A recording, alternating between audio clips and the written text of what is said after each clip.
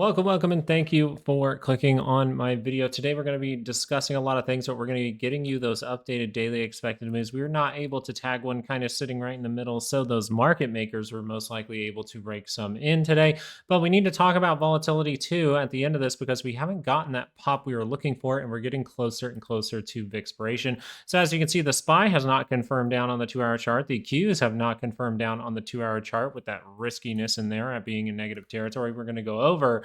But IWM has, and this thing is something that we looked at for some kind of squeeze. It took out those critical levels, so maybe we need to be paying attention to that. So we're going to be talking about the SPY, we're going to be talking about the Qs, we're going to go into IWM, and then we're going to talk about volatility. So let's get into it. Everything that we're doing in these shorter time frames is still a lot of what we've done for a long time through this area. We've had a lot of chop for a long time, really ever since this peaking point here back in the later stages of October, the end of October. We've kind of just been sitting in this general area. I know we had the hiccup where we did find that 2-hour divergence, so thank you to the 2-hour divergence. Thank you for the dip that we overall saw with price action is good back here.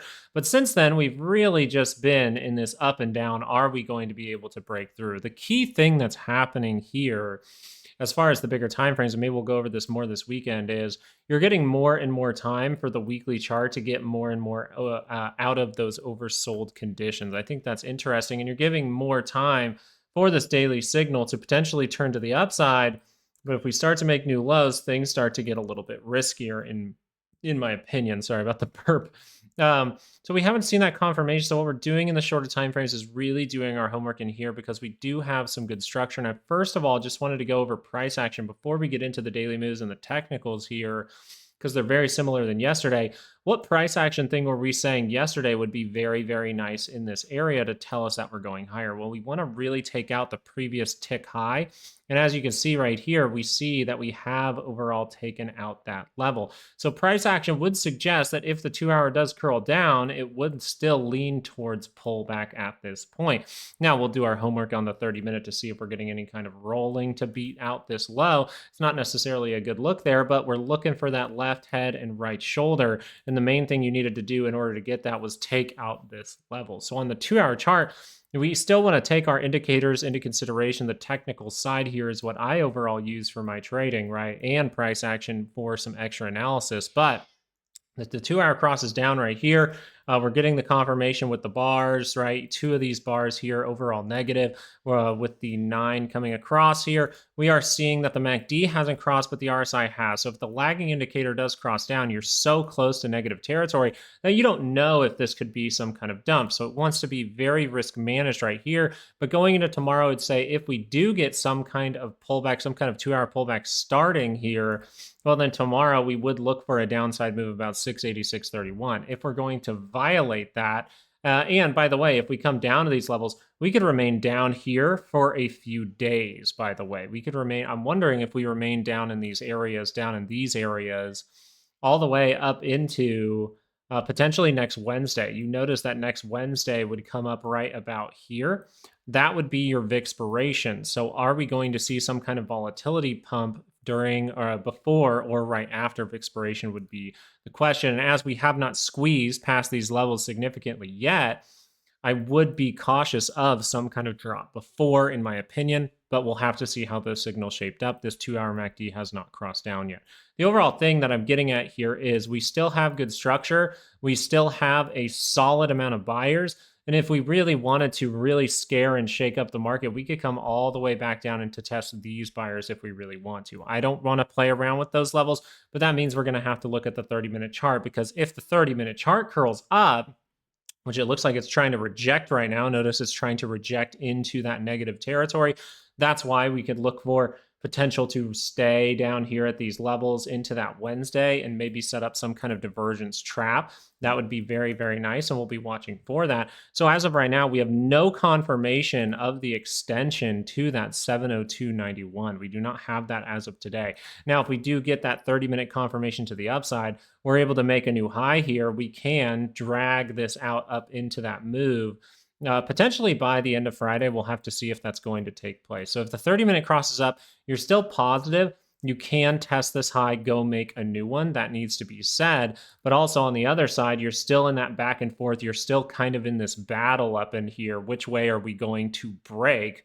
And right now, the 2 hour chart turning down would be risky, but it would say with price action and the technicals here overall, you are looking for a 2 hour, if it would cross down, to pull back and be able to cross up in the upward direction. And we're going to go over the Qs again here to go over those points. The reason we need to go into the Qs very critically, that is because the Qs have not taken out the critical price action levels, in my opinion. The sad part is the Qs have to take out 628.87, right around that level, these highs up in here. They need to take those out to have price action fully on your side, or they will have to see some kind of move like this, or kind of carve out a 2 hour higher low, or divergence at that point to really start to reshape up price action. So you have a critical level at that around 628 to 629, that high up there to take back.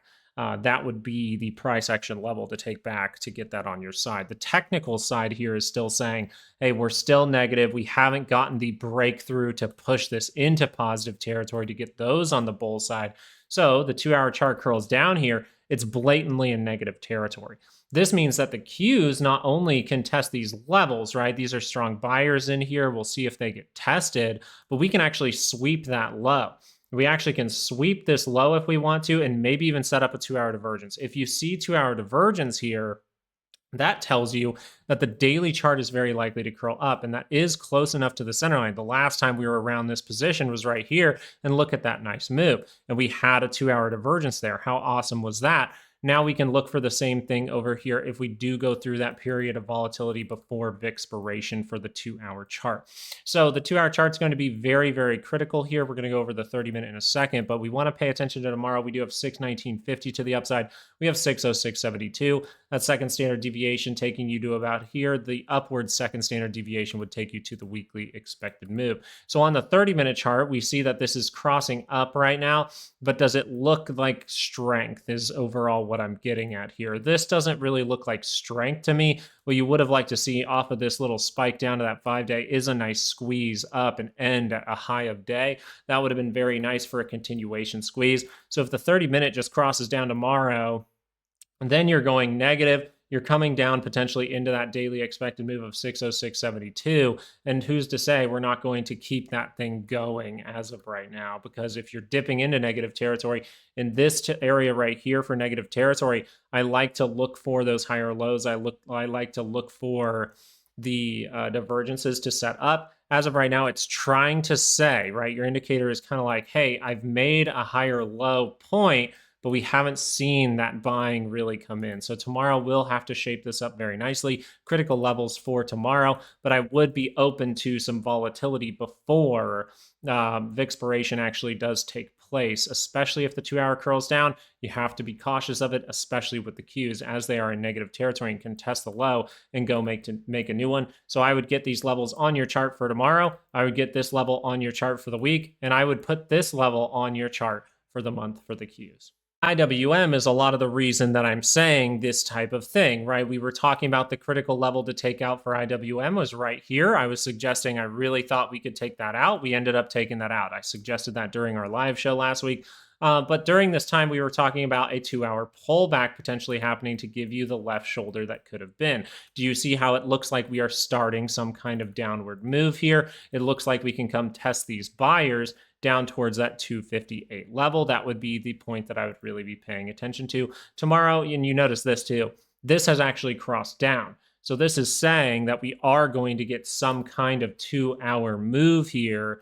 And if we're able to cross that back up by the center line, that would be very, very nice. If we get a little bit deeper and we still cross up through the center line, that's going to be nice in some way. So we'll be paying attention to it. The reason I'm talking about potential for that downside is because the selling that came in today was pretty strong, and this is not strong buying at that point. You're just going right back into those sellers. And if you roll or fail this move in any way, you can see another extension there. And then you're going to have to build those signals over a bit of time as we go into expiration. Another note here, just so you are aware, is you have a little bit less time to expiration than you think. As you can see, we go from Friday right into Tuesday. So Monday, we will not see that price action here on the charts for IWM. So we will need to pay attention to the fact that expiration is actually closer than you think. It's technically not a week's worth of regular trading hours away. It's a little bit less. It's 1 day short. So we will be watching for something going on before or after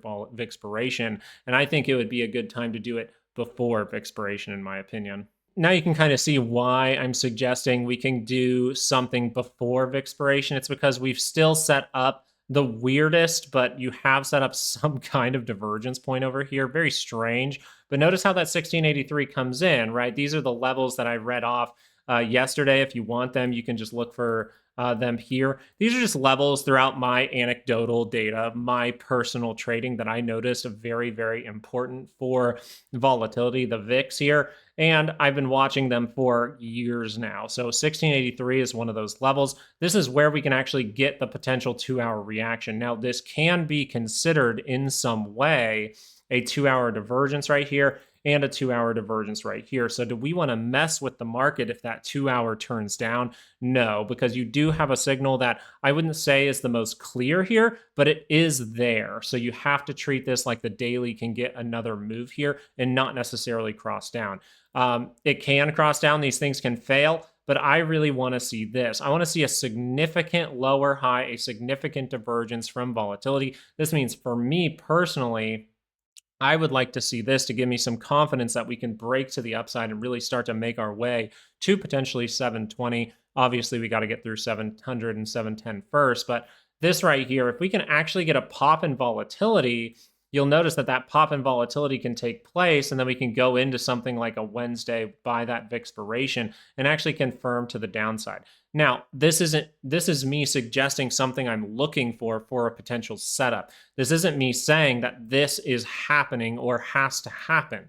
I'm overall suggesting that if volatility starts to curl up, the SPY starts to curl down on that 2-hour, I have to be very risk managed and not say that's a bullish move. That's a bullish confirmation. That is a risky confirmation, especially for the Qs. And I want to make sure to do my homework in here to say, okay, the VIX is telling me some signals here that it's going to curl down. Maybe I'm seeing like a divergence like this from VIX, and maybe I see a divergence like this from the SPY at the same time. This would really add up an argument that this is going to turn down, and then we can actually start to talk about a major squeeze starting in 2026, and we can get out of this little range that we've been in for quite some time. So really, to sum up the video here, we did do the thing we needed to do for price action. Expiration is closer than you think. So if we're going to get that expiration move right now, we can dip down to these lower levels, take our time dipping down those levels, and then figure it out by next Wednesday. So we will be paying attention to that, but we have to see how the market proves itself. That's why we trade like water on this channel. Trading like water means we move around those rocks, right? And expiration is a huge rock. If you've been here for the past, say, 6 months, we've really focused more on expiration. It's something that I've tracked a lot of the time. If you would like a good little website that just tells you what like when the expiration actually is, you can kind of look up this right here. Maybe I'll post it in the description or something like that. But this will be a great one for you because this actually just makes it very clear. Like, hey, we have this going on here. We have this going on here. We have this going on here. It can tell you all the expirations very, very simply. I do like that one. I use a couple of them just to monitor, but we do see that the 2-hour curling down would be bad. We have to see if that comes to fruition and see what happens with expiration only 4 trading sessions away. Hey, thank you guys for watching. I really do appreciate it. Let's move around that rock of expiration. Let's watch these signals very carefully going into next Wednesday so that we can see which way this water's moving and go with the water that's flowing right into the meadow and stay away from that dirty it clown down there in the sewers. All right. Have a great rest of your day. Peace out.